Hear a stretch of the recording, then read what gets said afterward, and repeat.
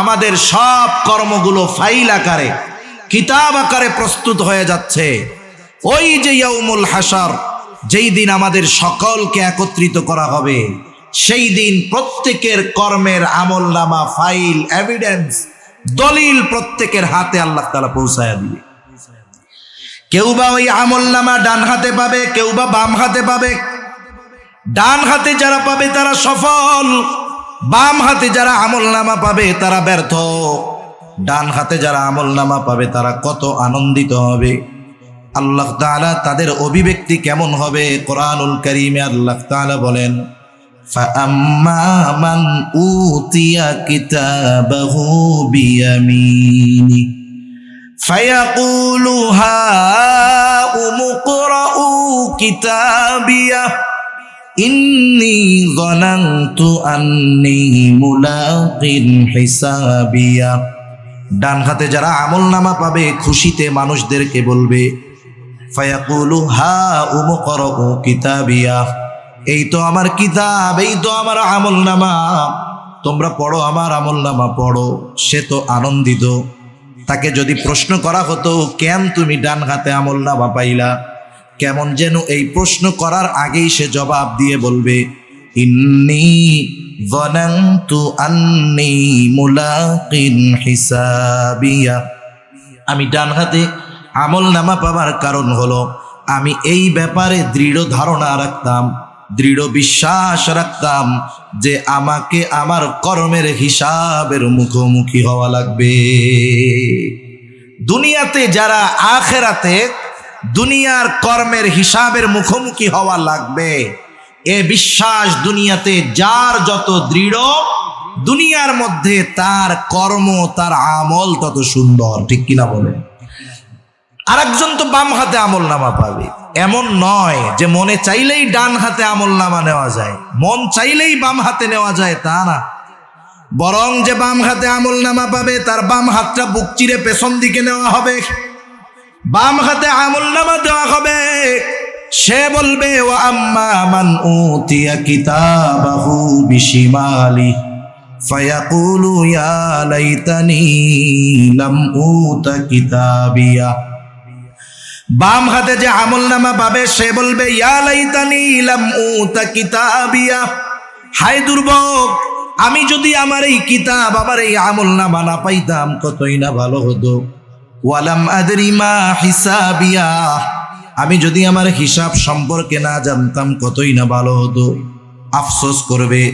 সার কথা হলো, ডান হাতে যে আমলনামা পাবে সে জান্নাতি, বাম হাতে যে আমলনামা পাবে সে জাহান্নামী। আল্লাহ তাআলা কোরআনুল কারীমের মধ্যে এই কথাই বলেন, কুল্লু নাফসিন বিমা কাসাবাত রহিনা ইল্লা আসহাবাল ইয়ামিন। সাল্লাল্লাহু আলাইহি ওয়াসাল্লামের উপর আমি আপনাদের খেদমতে পবিত্র কোরআনুল কারীমের অন্যতম প্রসিদ্ধ একটি সূরা, সূরা মুদ্দাসসির থেকে কয়েকটা আয়াত তিলাওয়াত করেছি। আল্লাহ তাআলার কাছে তৌফিক চাই, আল্লাহ সুবহানাহু ওয়া তাআলা অল্প সময়ের মধ্যে কিছু কথা আমাকে আপনাদের খেদমতে বলার সুযোগ করে দেন, যে কথাগুলো আমাদের সবার দুনিয়া এবং আখিরাতের জন্য কল্যাণকর হয়। সকলে বলি আমিন। সম্মানিত উপস্থিতি, এ দুনিয়াতে মানুষের মধ্যে হাজারো মত, হাজারো পথ আছে। যতই মত পথ থাকুক না কেন, যারা আল্লাহ সুবহানাহু ওয়া তাআলাকে বিশ্বাস করে তারা সকলে, আমরা সকলে এটা চাই যে পরকালে যেন আমাদের নাজাত হয়, আমরা যেন জান্নাত পাই, জাহান্নাম থেকে বাঁচতে পারি। ঠিক কিনা বলেন?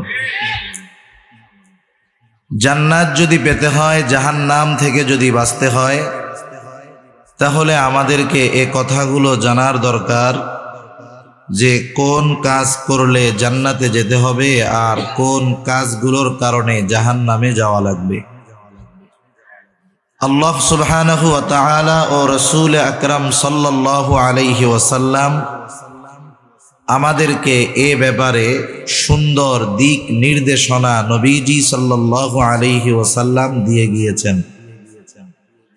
কারণ উম্মতের প্রতি রাসূল আকরাম সাল্লাল্লাহু আলাইহি ওয়াসাল্লামের যে দরদ, বান্দার প্রতি আল্লাহ সুবহানাহু ওয়া তাআলার যেই মহব্বত ভালোবাসা, এটা কল্পনাও করা যায় না। যদিও রাসূলুল্লাহ সাল্লাল্লাহু আলাইহি ওয়াসাল্লাম ১৫০০ বছর আগে উনি বলে গেছেন, আমার ভাইদের সাথে দেখা করতে মন চায়। সাহাবায়ে কেরাম জিজ্ঞাসা করলো, ইয়া রাসূলুল্লাহ, আমরা কি আপনার ভাই নই? নবীজি সাল্লাল্লাহু আলাইহি ওয়াসাল্লাম বলেন, তোমরা তো আমার সাথী সাহাবী, আর যারা আমার অনুপস্থিতিতে আমার উপরে বিশ্বাস করবে, আমাকে মহব্বত করবে, ভালোবাসবে, তারা আমার ভাই। সুবহানাল্লাহ। নবীজি সাল্লাল্লাহু আলাইহি ওয়াসাল্লাম রওজায়ে আতহারের মধ্যে শুয়ে শুয়ে এখনো উম্মতের জন্য পেরেশান, ঠিক কিনা বলেন? আমাদের আকীদা, রাসূল সাল্লাল্লাহু আলাইহি ওয়াসাল্লাম হলেন হায়াতুন নবী। কি নবী বলেন না? হায়াতুন নবী। নবীজি সাল্লাল্লাহু আলাইহি ওয়াসাল্লাম তার উম্মতের সালাম শোনেন। রাসূল সাল্লাল্লাহু আলাইহি ওয়াসাল্লামের কাছে সালামও পৌঁছায়া দেওয়া হয়। শুধু তাই না, কিয়ামতের ময়দানে যখন সবাই চিন্তিত থাকবে, নবীজি সাল্লাল্লাহু আলাইহি ওয়াসাল্লাম নিজের ব্যাপারে চিন্তিত থাকবেন না, বরং তিনি তার উম্মতকে কেমনে জান্নাতে নেওয়া যায় সে ব্যাপারে নবীজি চিন্তিত থাকবেন। সুবহানাল্লাহ। সেই নবী সাল্লাল্লাহু আলাইহি ওয়াসাল্লামের কাছে আল্লাহ সুবহানাহু ওয়া তাআলা যে ওহী প্রেরণ করেছেন, এগুলোর মধ্যে আল্লাহ তাআলা আমাদেরকে জাহান্নাম থেকে বাঁচার, জান্নাতে যাওয়ার পথ নির্দেশিকা আল্লাহ তাআলা আমাদের জানায়া দিয়েছেন। তো সম্মানিত উপস্থিতি, এখন এই মুহূর্তে আমরা এখানে যারা আছি, আশেপাশে যারা আছে, গোটা দুনিয়াতে যত মানুষ আছে, এ কথা মোটামুটি নিশ্চিতভাবে বলা যায়, আজ থেকে নিয়ে ১০০ বছর পর এই মুহূর্তে পৃথিবীতে যারা আছে তাদের কেউ থাকবে না। গড় আয়ু, স্বাভাবিক হায়াত এ কথাই বলে। এটাই বোঝা যায় ১০০ বছর পরে দুনিয়ায় কেউ থাকতে পারবে না। এ দুনিয়া থেকে আমাদের সকলকে চলে যেতে হবে সুনিশ্চিত। দুনিয়ার অনেক সত্য আছে, যেই সত্যগুলো সব মানুষ বিশ্বাস করে না। যেমন আসমান জমিনের স্রষ্টা কে বলেন তো? আমার আপনার স্রষ্টা কে? আল্লাহ সুবহানাহু ওয়া তাআলা। আসমান জমিনের স্রষ্টা আল্লাহ, আমার আপনার স্রষ্টা আল্লাহ, এটা যে সত্য এ ব্যাপারে কোনো সন্দেহ নাই। কিন্তু বাস্তবতা, দুনিয়ার বড় একটা অংশ স্রষ্টা হিসাবে আল্লাহ তাআলাকে বিশ্বাস করে না। যারা নাস্তিক, তারা স্রষ্টা বিশ্বাস করে না। তারা বলে এ পৃথিবী এমনিই হয়েছে, তারা বলে আমরা এমনিতেই মানুষ হয়েছি। শুধু তাই না, এমনি এমনি তো কোনো কিছু হয় না। যখন তারা যুক্তি তর্কে রেফারেন্সে পারে না, তখন চার্লস ডারউইনের একটি কুখ্যাত বক্তব্যকে সামনে এনে তারা বলতে চায়, এমনি যেহেতু কিছুই হয় না, আমরা মানুষ বানর থেকে পরিবর্তন বিবর্তনের মাধ্যমে মানুষ হয়েছি। নাউজুবিল্লাহ। মন গড়া একটা কথা তারা বলে দিল। তা আমার ওই দিকে যাওয়া উদ্দেশ্য নয়। মূল উদ্দেশ্য হলো এটা বোঝানো যে দুনিয়ার অনেক সত্য মানুষ বিশ্বাস করে না, তবে এমন একটা সত্য আছে যেই সত্যটাকে দুনিয়ার কেউ অবিশ্বাস করে না। সেই সত্যটার নাম হলো মউত, মৃত্যু। একজন মানুষ যদি সত্য অবিশ্বাস করে, এতে সত্যের দাম মূল্য কিছুই কমে যায় না। নাস্তিকেরা আল্লাহ তাআলাকে স্রষ্টা বলে বিশ্বাস না করলে আল্লাহ তাআলার শান মান কমে যাবে? কমবে না। কিন্তু দুনিয়ার সব মানুষ যেই সত্যটাকে বিশ্বাস করে সেটার নাম হলো মউত, মরণ। কোরআনুল কারীমের মধ্যে ইয়াকিন শব্দ দ্বারা মৃত্যুকে বোঝানো হয়েছে। যেমন আমরা সাধারণত এই অঙ্গ প্রত্যঙ্গগুলো দ্বারা মানুষ তার কাজ সম্পাদন করে। বলেন তো, যেই মানুষটা 70-80 বছর হায়াত পেয়েছে, এই 70-80 বছরের হায়াতের জিন্দেগিতে তার হাত কোনোদিন কথা বলছে নাকি? কান কোনোদিন কথা বলছে? যুবক কত রাত গান শুনতে শুনতে কত রাত কাটায়া দিয়েছে, কান কোনোদিন বলে নাই আর গান শুনিস না, বহুত শুনছস।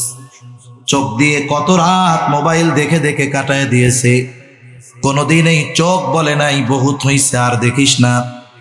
জবান দিয়ে কত বকা পচা কথা বলছে, জবান কোনোদিন বলে নাই বহুত গুনাহ করছস আর করিস না, বলিস না। যারা 70-80 বছর সাথে থেকে একটা মুহূর্তের জন্য কথা বলে নাই, যখন তারা দেখবে ওই হাত পা চোখ কান কিয়ামতের দিন তার বিপক্ষে কথা বলতেছে, এই লোকটা হতবাক হয়ে যাবে, হতবাক হয়ে যাবে। সে এবার জিজ্ঞাসা করবে, ক্বালু লিজুলুদিহিম লিমা শাহিদতুম আলাইনা, এই চামড়া কেন আজকে তোমরা আমার বিপক্ষে সাক্ষী দাও, আমাদের বিপক্ষে সাক্ষী দাও। তার মানে সে কেমন যেন বলতে চায়, দুনিয়ায় তো কথাবার্তা বলতে পারতা না, আজকে কেমন করে কথা বলো আর আমাদের বিপক্ষে তুমি সাক্ষী দিচ্ছ। তার এই কথার জবাবে অঙ্গ প্রত্যঙ্গ জবাব দিবে, ক্বালু আনতাকানাল্লাহ, আজকে আমাদের কথা বলার ক্ষমতা যিনি দিয়েছেন তিনি কে? দুনিয়ায় আল্লাহ তাআলা কথা বলতে মানা করছে তাই বলি নাই, কিন্তু আজকে তো আল্লাহ তাআলা কথা বলার ক্ষমতা দিয়েছে। এই জন্য আজকে তোমার সব কর্মের খবর, যেহেতু আমি সাক্ষী, আমি চোখ দিয়ে তুমি এই গোনাগুলো করছো, আমি কান দিয়ে এই গোনাগুলো করছো, আমি হাত দিয়ে গোনাগুলো করছো, আমি তোমার গোনার সবচাইতে বড় সাক্ষী। এজন্য আজকে আমি আল্লাহ কথা বলার ক্ষমতা দিয়েছে, তোমার ব্যাপারে আমি আল্লাহর কাছে তোমার কর্মের সাক্ষী দিচ্ছি। আরো সাক্ষী আছে, আমি আর ওদিকে যাব না। এখন বলেন, অনেক সময় দুনিয়ায় মিথ্যা সাক্ষী পাওয়া যায়, অনেক ক্ষেত্রে সত্য সাক্ষীকে হুমকি ধামকি প্রলোভন লোভ দিয়ে মিথ্যা সাক্ষ্য দেওয়ানো যায়। কিন্তু কিয়ামতের ময়দানে আল্লাহ তাআলা যেই সাক্ষীর ব্যবস্থা করছেন, এই সাক্ষীগুলোকে হুমকি ধামকি টাকা পয়সা দিয়ে তাদের সাক্ষ্য পরিবর্তন করা যাবে না। দ্বিতীয় যেই জিনিসটা দরকার, এভিডেন্স, দলিল, কর্মের সংরক্ষণ দরকার। আল্লাহ রাব্বুল আলামিন আমার আপনার কর্মের সবচাইতে বড় সংরক্ষক। শুধু তাই না, সাথে সাথে আল্লাহ তাআলা ওই যে সম্মানিত লেখক দ্বয়, কাজ কি তাদের? আল্লাহ তাআলা বলেন, ইযিয়াতালাক্কাল মুতালাক্কিয়ানি আনিল ইয়ামিনি ওয়া আনিশ শিমালি কঈদ। আমাদের ডান কাঁধে একজন, বাম কাঁধে একজন ফেরেশতা বৈশা আছে। তাদের কাজ হলো, ডান কাঁধে যিনি বসা, আমরা যেই ভালো কাজগুলো করিস তিনি ভালো কাজগুলো সংরক্ষণ করেন, লিখে রাখেন। বাম কাঁধে যিনি, তিনি আমাদের মন্দ কাজগুলো লিখে রাখেন।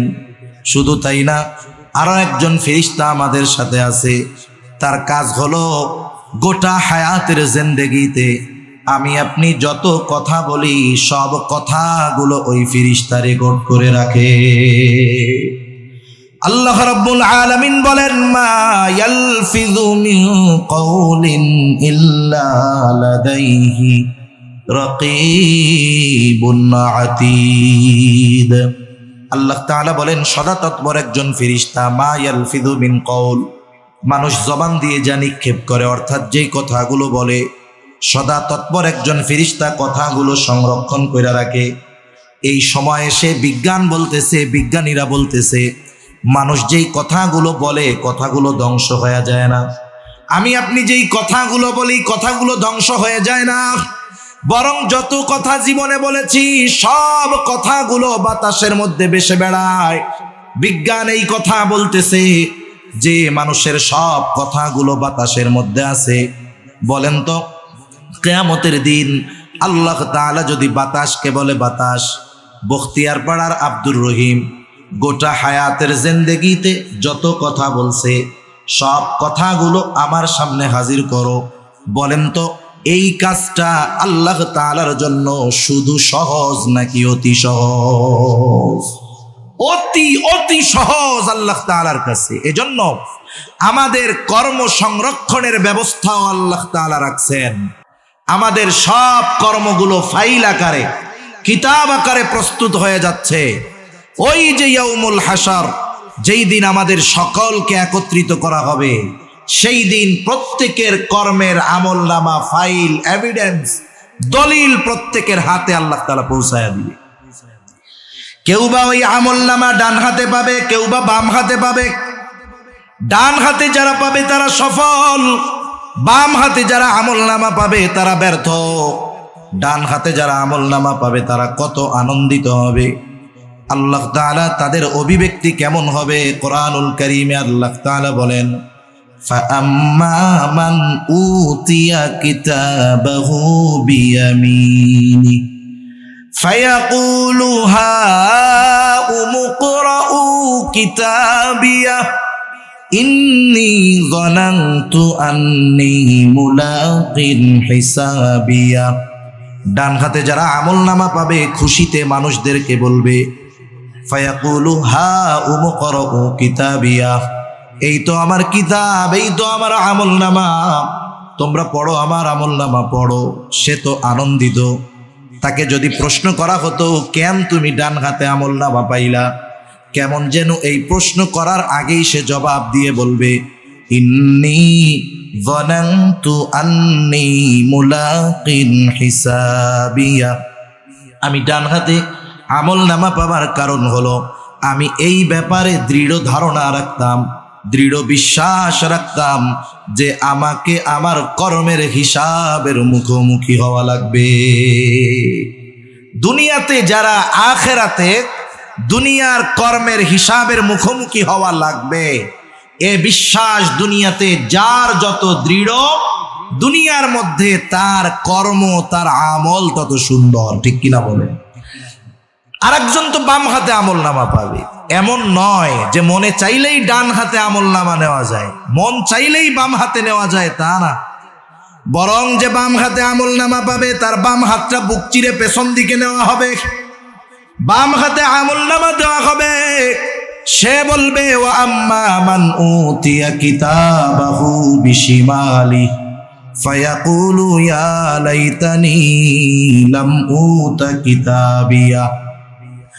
বাম হাতে যে আমলনামা পাবে সে বলবে, ইয়া লাইতানি লাম উতা কিতাবিয়া, হায় দুর্ভোগ, আমি যদি আমার এই কিতাব, আমার এই আমলনামা না পাইতাম কতই না ভালো হতো। ওয়ালাম আদরি মা হিসাবিয়া, আমি যদি আমার হিসাব সম্পর্কে না জানতাম কতই না ভালো হতো। আফসোস করবে। সার কথা হলো, ডান হাতে যে আমলনামা পাবে সে জান্নাতি, বাম হাতে যে আমলনামা পাবে সে জাহান্নামী। আল্লাহ তাআলা কোরআনুল কারীমের মধ্যে এই কথাই বলেন, কুল্লু নাফসিন বিমা কাসাবাত রহিনা ইল্লা আসহাবাল ইয়ামিন। আল্লাহ রাব্বুল আলামিন বলেন, প্রত্যেকেই তার কর্মের কারণে আবদ্ধ থাকবে। মুফাসসিরিনে কেরাম বলেন, এখানে উদ্দেশ্য হলো যারা বাম হাতে আমলনামা পাবে, মন্দ কাজের কারণেই তো পাবে। তারা বাম হাতে আমলনামা যারা পাবে তারা তাদের মন্দ পাপ কর্মের কারণে জাহান্নামে আবদ্ধ থাকবে। ইল্লা আসহাবাল ইয়ামিন, তবে যারা ডান হাতে আমলনামা পেয়েছে তারা নয়, তারা তো ডান হাতে আমলনামা পেয়ে জান্নাতের বাসিন্দা হবে, জাহান্নামের নয়। এইবার ডান হাতে আমলনামা প্রাপ্ত যারা, তারা জান্নাতে যাবে। জান্নাতে যাওয়ার আগে প্রত্যেকটা মানুষ চিন্তায় বিভোর থাকবে। হাসরের ময়দানে নিজের সন্তান, মা বাবা, আত্মীয় স্বজন কাউকে সে চিনবে না, চিনতে চাইবে না, সবার থেকে পালায়া থাকবে। কিন্তু জান্নাতে যাওয়ার পর তো আর কোনো পেরেশান নাই, চিন্তা নাই, টেনশন নাই। জান্নাতে গিয়ে সে সবাইকে খুঁজবে। দুনিয়ায় যাদেরকে সে চিনত সবাইকে খুঁজবে। বলেন তো, সবাইকে খুঁজলে সবাইকে কি জান্নাতে পাওয়া যাবে? যাবে না। তাফসীরে ইবনে কাসীরের মধ্যে আসছে, আল্লাহ তাআলা জান্নাতি আর জাহান্নামীদের মধ্যে দেখা এবং কথার ব্যবস্থা করে দিবে। জান্নাতি জাহান্নামীকে দেখবে, জাহান্নামী জান্নাতীকে দেখবে। জান্নাতি যখন জাহান্নামের দিকে তাকায় দেখবে দুনিয়ায় তার পরিচিত বন্ধু বান্ধব আত্মীয় স্বজন জাহান্নামের শাস্তি ভোগ করতেছে, সে তখন আল্লাহ তাআলার দরবারে তার কৃতজ্ঞতার মাত্রা বাড়ায় দিবে। সে বলবে, আল্লাহ, দুনিয়ায় তো আমি ওদের সাথেই চলতাম, একসাথেই চলাফেরা করতাম, আজকে যদি আপনি আমার প্রতি দয়া না করতেন তাহলে আমাকেও হয়তো তাদের সাথে জাহান্নামে থাকা লাগতো। সে আল্লাহ তাআলার প্রতি কৃতজ্ঞতার মাত্রা বাড়ায় দিবে। এইবার জাহান্নামীও জান্নাতের মধ্যে তাকায় দেখবে যে তার বন্ধু বান্ধব আত্মীয় স্বজন প্রিয়জন একসাথে দুনিয়ায় চলতো, তারা জান্নাতের নাজ নেয়ামত ভোগ করতেছে আর সে জাহান্নামের মধ্যে কষ্ট ভোগ করতেছে। এই দৃশ্য দেখবার পর তার আফসোস হবে, আফসোস। কারণ দুনিয়ায় একসাথে চলে, বন্ধু বান্ধব আছে, একই মাটি খেলে, একই সাথে চলাফেরা করে, কিন্তু কিছু বন্ধু একটু ব্যতিক্রম। একসাথে মাঠের মধ্যে খেলাধুলা করতেছে, নামাজের সময় হলো, ওই বন্ধুদের মধ্য থেকে দুই একজন বলে, বন্ধুরা চলো নামাজ পড়ে আসি, এরপরে বাকি খেলা খেলা যাবে। এইবার যখন ওই দুইজন নামাজ পড়তে যাইতে চায়, বন্ধুদের মধ্য থেকে আর কয়েকজন বলে, বুজুর্গ হয়ে গেছে, তুমি যাও, আমরা পরে যামুনে। বলে না এরকম? বলে। মনে করেন বখতিয়ারপাড়া এলাকার যুবকেরা তো আলহামদুলিল্লাহ অনেক ভালো। আজকে তো 14ই ফেব্রুয়ারি, সারা দেশব্যাপী কত গোনা সংগঠিত হচ্ছে আল্লাহ তাআলা ভালো জানে। আসলে কি জানেন, কোন আযাব দেখার পর যখন পাপের মাত্রা বাড়ে, বুঝবেন ওই আযাব আরো তীব্র হয়ে ওই পাপীদের উপরে আসার সম্ভাবনা আছে। আফসোসের ব্যাপার, সম্প্রতি সময় আমরা দেখলাম তুরস্কের এক ভূমিকম্পে, কয়েক সেকেন্ডের ভূমিকম্পে তছনছ হয়ে গেছে তুরস্ক। এরপরেও আমাদের মধ্যে অনুশোচনাবোধ জাগে না যে পাপের কারণে ওই ধরনের শাস্তি আসে। জমিনে আল্লাহ জালজালা বাড়ায় দেয়, জমিনে কম্পন বেড়ে যায়, অথচ এর পরেও আমাদের কিছু মানুষ যত আযাব দেখে কেমন যেন তাদের অবাধ্যতার মাত্রা আরো বেড়ে যায়। তা কত অপরাধ চলতেছে। হয়তো বন্ধু বান্ধবের মধ্যে কেউ কেউ বলছে যে, দেখ ভাই, 14ই ফেব্রুয়ারি আমরা গান টান এসব করতে পারবো না, আল্লাহর ভয় আছে, তোমরা করলে করো, আমরা পারবো না, কিন্তু না করা ভালো। তখন বন্ধুরা কি বলে, ধর বেটা, এখন তো যুবক, এখন তো উপভোগের সময়, এনজয়ের সময়, বাদ দে, বুড়া হইলে ভালো হয়ে যাবো। হায় হায়, হয়তো আল্লাহ না করুন ওই যে গোনার থেকে ফিরতে বলতো, ফিরতো, নামাজে যাইতো, ওই বন্ধু জান্নাতে যাবে আর ওইগুলা জাহান্নামে। যখন তাকায় দেখবে যে হায় হায়, নামাজের 5টা মিনিট সময় যদি ওর সাথে সেই দিন যাইতাম তাহলে তো আজকে আমিও জান্নাতে থাকতে পারতাম। এই যে আফসোস, অল্প কারণে, অল্প সময় তার সাথে না থাকার কারণে জাহান্নামে গেলাম, এই আফসোসের কারণে এমনিতেই তো শাস্তি হবে, আফসোসের কারণে তার মধ্যে কষ্ট অনুভব আরো বেড়ে যাবে। শুধু তাই না, জান্নাতি আর জাহান্নামীদের মধ্যে কথোপকথন হবে। আল্লাহ রাব্বুল আলামিন সেই কথাই বলেন। আল্লাহ তাআলা কোরআনুল কারীমের মধ্যে জানায় দেন, ফি জান্নাতি ইয়াতাসাআলুনা আনিল মুজরিমিনা মা সালাকাকুম ফি সাকার। জান্নাতীরা পরস্পর জাহান্নামীদেরকে জিজ্ঞাসা করবে, কোন কারণে তোমরা জাহান্নামে আসলা, কোন কারণে তোমরা জাহান্নামী। জান্নাতীদের এই প্রশ্নের জবাবে জাহান্নামীরা জাহান্নামে যাওয়ার 4টি কারণ বলবে। কয়টা কারণ? একটু জোরে বলেন না কয়টা? এই 4 কারণ যদি আমাদের কারো মধ্যে থাকে, ওই কারণগুলো রাখবো নাকি বাহির করে দিব? বলেন তো, ডাক্তার যদি বলে আপনি যদি জীবন বাঁচাতে চান, আপনার এমন রোগ হইছে, হাতটা কাইটা ফেলতে হবে, কি করবেন? শুধু কাটবেন না, টাকা দিয়া কাটবেন। কাটার পরে যদি সুন্দর হয়, ডাক্তারের প্রশংসা কইরা বলবেন, দেখছো ডাক্তার কত ভালো ডাক্তার, একেবারে সমান কইরা কাটছে। অথচ হাত একটা ফালায়া দিছে, টাকাও দিলেন, প্রশংসাও করলেন। আফসোস, আমরা জীবন বাঁচানোর জন্য হাত ফালায়া দিতে দ্বিধাবোধ করি না, টাকা দিয়া উল্টা আরো হাত ফালায়া দেই। অথচ জাহান্নাম থেকে বাঁচার জন্য আল্লাহ তাআলা কিছু নির্দেশনা আমাদের দেন। আমরা জীবন বাঁচানোর জন্য এত কিছু করি, জাহান্নাম থেকে বাঁচার জন্য কিছু জিনিস আমরা ত্যাগ করতে পারি না। এটা আমাদের জন্য আফসোসের ব্যাপার। 5-6 মিনিটের মধ্যে 4 কারণ বলে আমি আলোচনা শেষ করব, একটু খেয়াল দিয়ে শুনবো ইনশাআল্লাহ। আচ্ছা ঠিক আছে। তাহলে জাহান্নামীরা 4টি কারণ বলবে। কয়টা কারণ? আরো জোরে বলেন কয়টা? বলেন তো। আমি শুরুতে বলেছিলাম দুনিয়ার মধ্যে হাজারো মত থাকতে পারে, পথ থাকতে পারে, কিন্তু আল্লাহ তাআলাকে যারা বিশ্বাস করে কেউ জাহান্নামে যাইতে চায় না, ঠিক কিনা বলেন? সেজন্য আমরা কেউ জাহান্নামে যদি না যাইতে চাই, এই সূরার এই আয়াতগুলোর আলোকে এই নির্দেশনা আমাদের ফলো করা জরুরি। জাহান্নামীরা এবার বলবে ক্বালু লাম নাকু মিনাল মুসাল্লিন। 1 নাম্বার কারণ হিসাবে বলবে লাম নাকু মিনাল মুসাল্লিন। আমরা জাহান্নামে আসার 1 নাম্বার কারণ আমরা মুসল্লি ছিলাম না। মুসল্লি কাকে বলে? সপ্তাহে 1 দিন মসজিদে হাজিরা দিলে সে মুসল্লি নয়, বরং মুসল্লি হলো সে যে নামাজ ত্যাগ করে না। কিন্তু আফসোসের ব্যাপার, আমাদের দেশে অধিকাংশ মানুষ প্রকৃত মুসল্লি নয়। আমাদের ঢাকা শহরে দেখছি আর কি, 7-8 তলা মসজিদ, এক ফ্লোরে 2-3 হাজার লোক ধরবে। জুমার দিন এই 7-8 ফ্লোর পুরা ভরে যায়, মসজিদের ছাদ ভরা যায়। শুধু তাই না, মসজিদের বাহিরে রাস্তায় যত মানুষ থাকে, মসজিদের ভিতরে যত মানুষ তার চাইতে বাইরেও আরো বেশি মানুষ। ওই মসজিদটাতে ওই দিনের আসরের নামাজে নিচের ফ্লোরের অর্ধেকও ভরে না। তার মানে একটু সমীকরণ টান দেন, জুমার মুসল্লি যা হয় হোক, আমাদের দেশে প্রকৃত মুসলমান নামাজি মুসল্লি 5%ও নাই, হয়তো একটু কম বেশি হইতে পারে। তার মানে আমাদের দেশে আমরাই অধিকাংশ প্রকৃত মুসল্লি নয়। এখন মুসল্লি নয় কেন, মানে নামাজি নয় কেন, বেনামাজি কেন বেশি?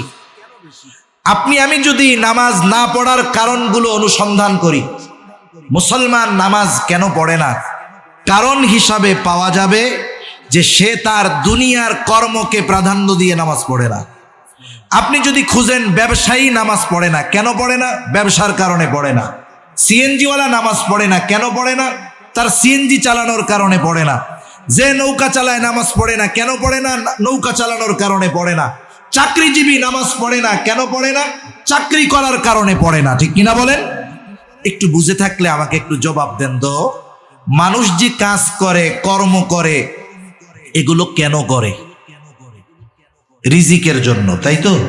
চাকরি করে রিজিকের জন্য, ব্যবসা করে রিজিকের জন্য। তাহলে রিজিকের জন্য চাকরি করে, রিজিক উপার্জন করতে গিয়ে সে নামাজ পড়ে না। এখন বুঝে থাকলে জবান খুলে জবাব দিবেন, ওই রিজিকের মালিক কে? আরো জোরে কে? রিজিকের মালিক রাজ্জাক।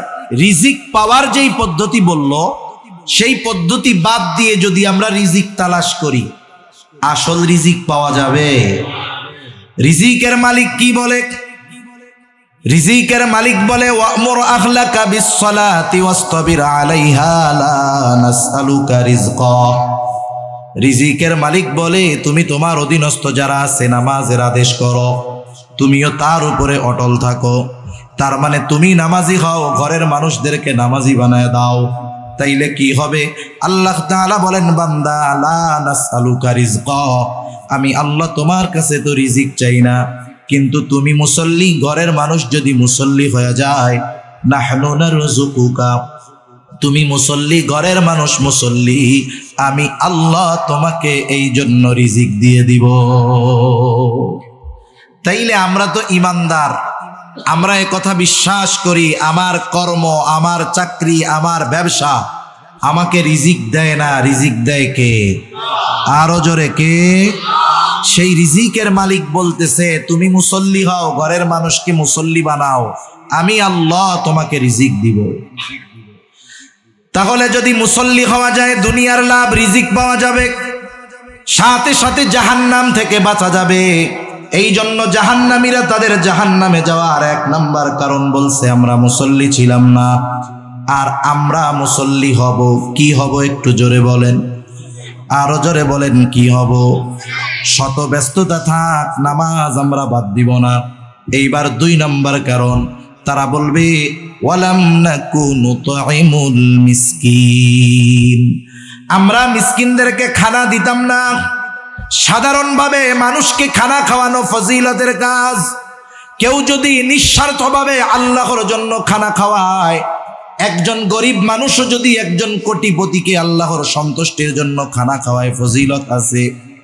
রাসূলুল্লাহ সাল্লাল্লাহু আলাইহি ওয়াসাল্লামের কাছে এক লোক আসছে, জিজ্ঞাসা করতেছে আইয়ুল ইসলামি খাইর, ইসলামের মধ্যে সর্বোত্তম কাজ কোনটা?